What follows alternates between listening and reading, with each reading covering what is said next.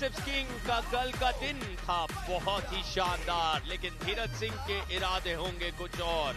क्या वो भी वैसे ही अंदाज में मनोज देवनाथ ने जो जोगिंदर के साथ किया, इन मौजूदा फैंस को शांत कर पाएंगे? दोनों की कोशिश तो थी कल के दिन, दहाड़ रहे थे, लेकिन सचिन गोयल ने एक तरफा बना दिया था ये मुकाबला। 0.10। जी हाँ, उतना समय लगा इस बुलेट बादशाह राउंड में उस फ्लैश स्पिन को तब्दील करने में। और जितनी तेजी, जितनी गति, रफ्तार दिखी कल के दिन, माता पिता के पास गए, परमिशन मांगी रेफरी से, और भारतीय संस्कार, संस्कृति, यहाँ पर गर्व का पल, माँ की आंखें भर आई। Welcome back. फिर से एक बार आज वो लौट के आ रहे हैं। यहाँ की जान है वो, यहाँ की शान है वो। अगला game India in the 80 kg weight category आ रहे हैं फ्रॉम MP हथौड़ास, the winner of major Dhyan Chand award. उन्हें MP का टाइगर भी कहते हैं। He is the bicep king of India. Please welcome your own, your favorite, Sachin Goyal. Sachin Goyal biceps king 2 दिन लगातार नजर आ रहे हैं स्टेज के तरफ बढ़ते हुए, और यहाँ शोर इतना ज्यादा कि हम मुश्किल से खुद को सुन पा रहे हैं, क्योंकि ये इन्हें बेहद पसंद करते हैं।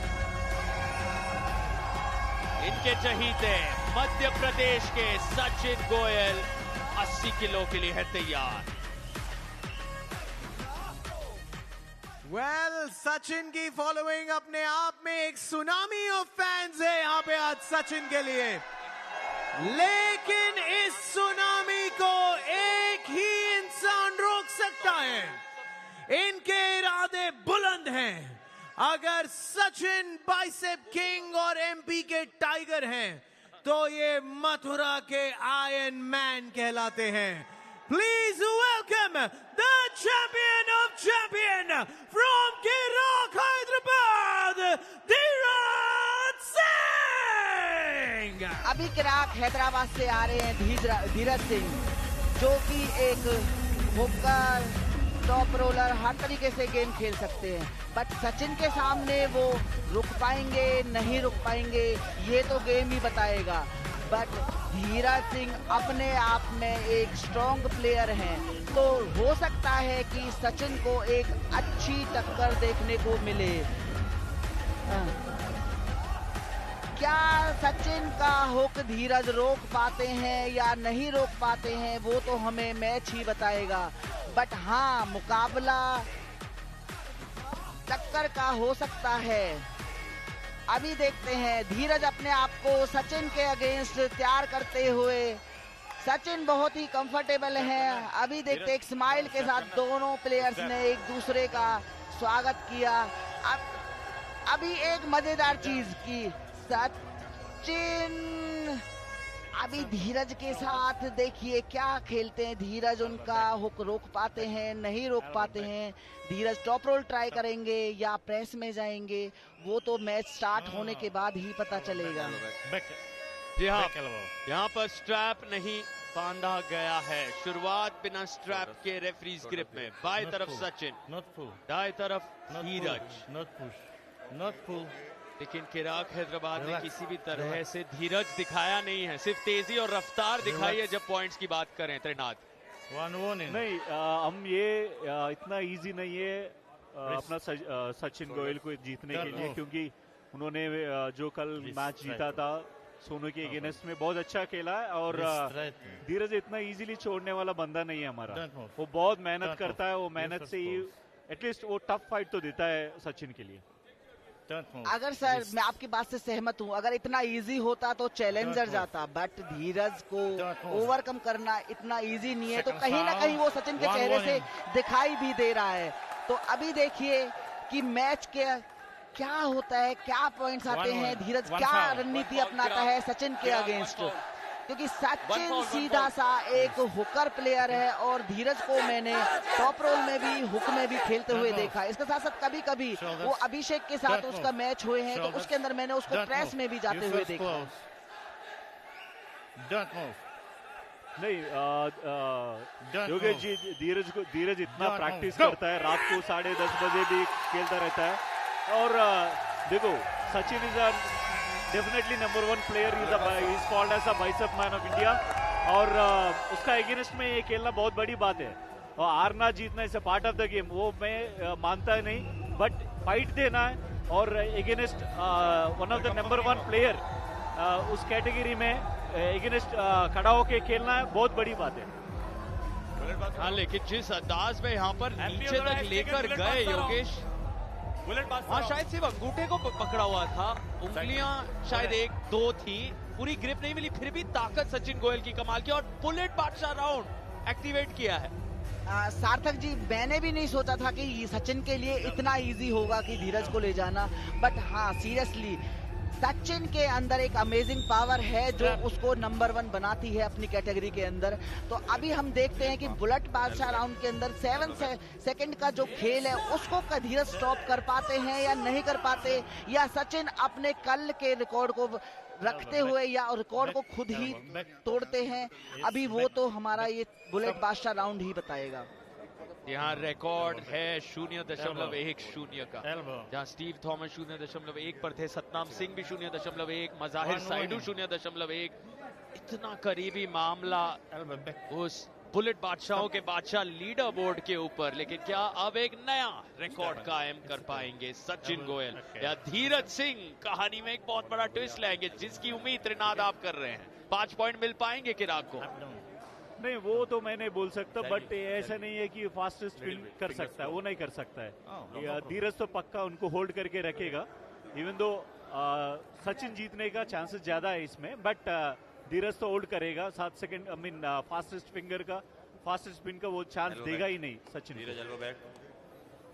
यहाँ ऐलान किया है त्रिनाथ रेड्डी ने कि फास्टेस्ट स्पिन तो मुमकिन है ही नहीं, उतनी काबिलियत धीरज में कि वो यहाँ रोक देंगे सचिन गोयल को। योगेश, आपकी क्या राय?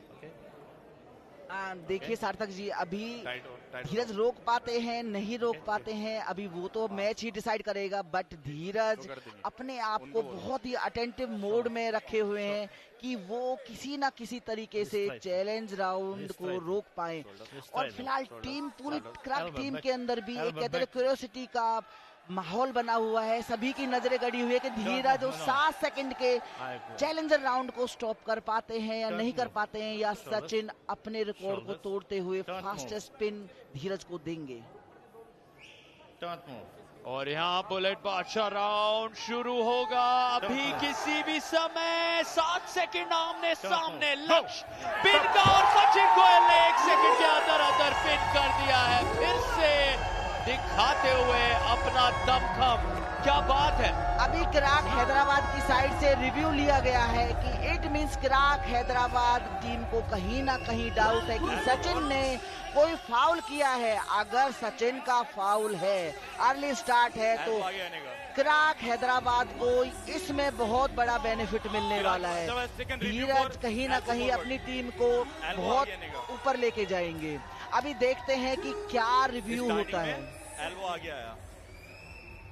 वही योगेश जी जैसा बोला, हम रिव्यू के लिए वेट कर रहे हैं। शायद मेरे ख्याल से सचिन ने कुछ अर्ली मूवमेंट किया होगा, मे बी उनका एल्बो ऊपर आया होगा, सो दैट इज वो देख के हमारा कोच और धीरज ने भी रिव्यू मांगा।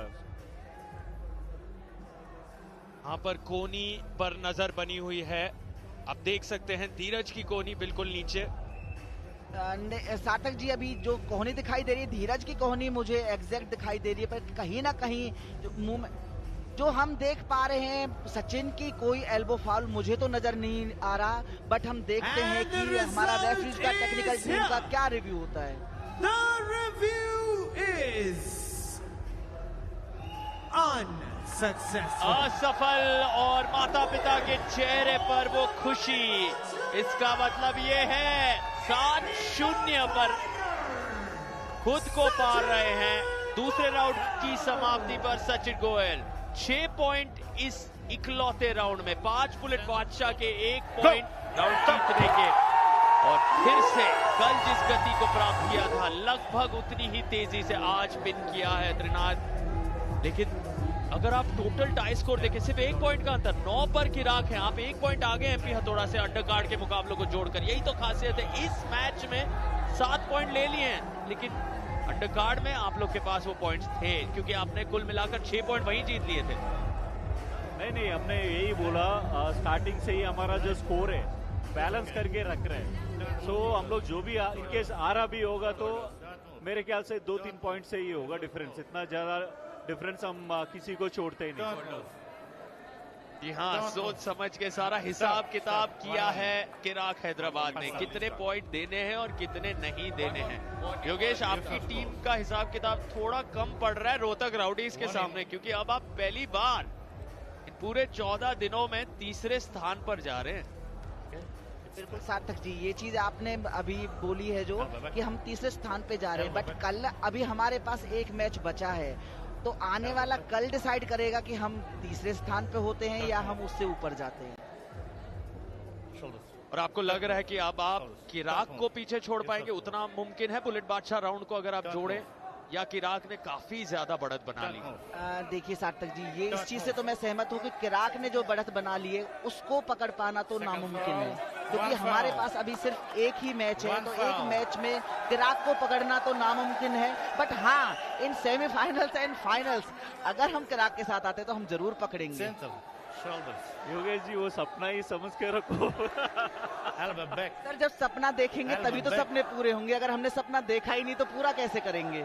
वो तो अपना सपना देखते ही रहो, बट पहले स्टार्टिंग में मैंने अपना एंकर अमन को भी मैंने बोला कि हम लोग इधर यहाँ पे आए थे ट्रॉफी जीतने, ट्रॉफी मतलब रनर्स अप भी ट्रॉफी होता है, बट रनर्स अप का ट्रॉफी नहीं है, हम जीतना है, विनर्स का ट्रॉफी लेके जाने के लिए आए हम लोग यहाँ पे।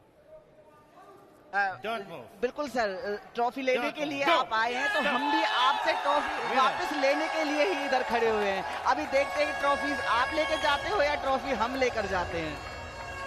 चलो कोई नहीं, सचिन को हमने दे दिया है पॉइंट, हम ये नहीं सोचते कि हम धीरज ने टफ फाइट नहीं दिया करके, हम नहीं सोचते, धीरज तो खेला है, बट धीरज भी सचिन के सामने खेल के एक्सपीरियंस मिला होगा, मे भी हमारा अगला मैचेस के लिए यूज होंगे धीरज के लिए।